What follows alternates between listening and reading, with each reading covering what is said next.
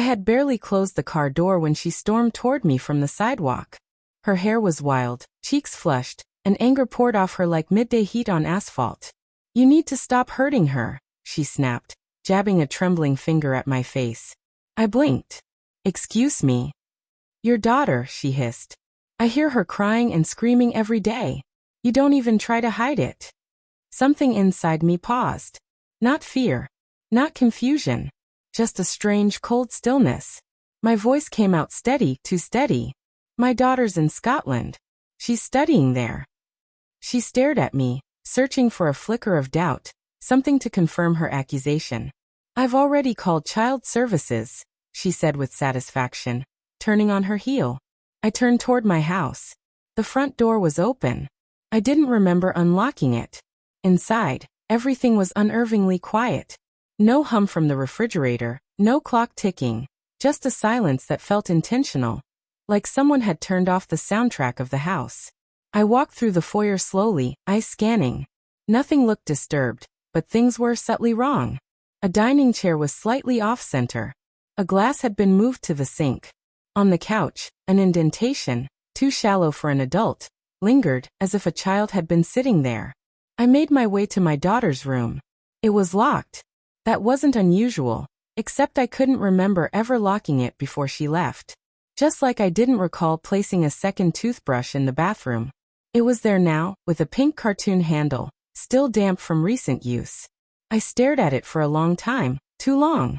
That's when I stopped wondering if my neighbor had lied and started asking myself who really was. I didn't confront my wife immediately. Instead, I observed. Patterns emerged. The grocery bills were rising, yet the fridge stayed oddly sparse. Items I never touched, juice boxes, fruit snacks, were buried in the bags. A week later, I installed hidden cameras. For days, nothing unusual. Just her. But 2 days after I claimed I was leaving for a work trip, when in truth I never left, I caught something.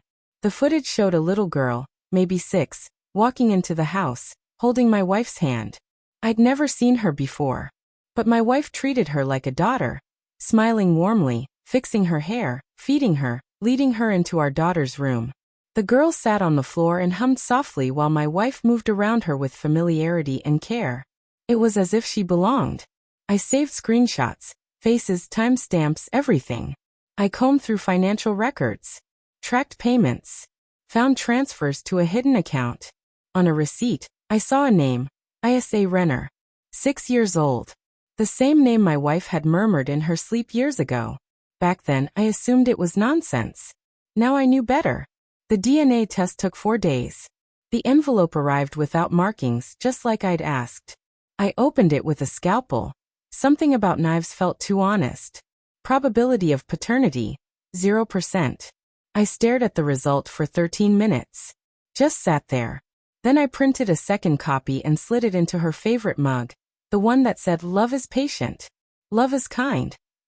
That night, I placed the mug in front of her at dinner, poured her tea, waited. She reached for it, smiling faintly, until she saw the paper. Her expression shifted slowly, confusion, disbelief, then panic. "What is this?" she whispered hoarsely. I said nothing. She searched my face for fury, but found only coldness. Quiet, unshakable frost. "You brought a child into this home," I said evenly. "You hid her in our daughter's room. You used my money, my name."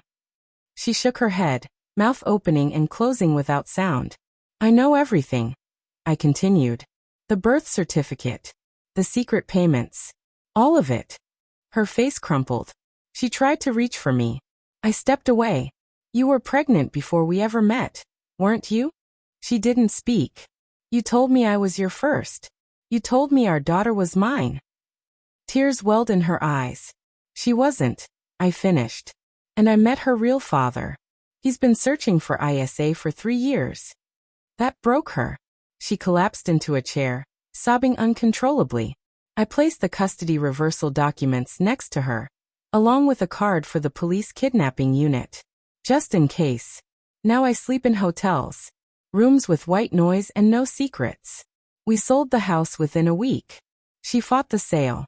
Called, begged, sent messages filled with apologies and pleas. I never replied. I don't hate her. But I don't love her either. What I feel is something colder, harder than apathy. It's the quiet you find on the far side of pain, where the bleeding stops and the fire has already passed.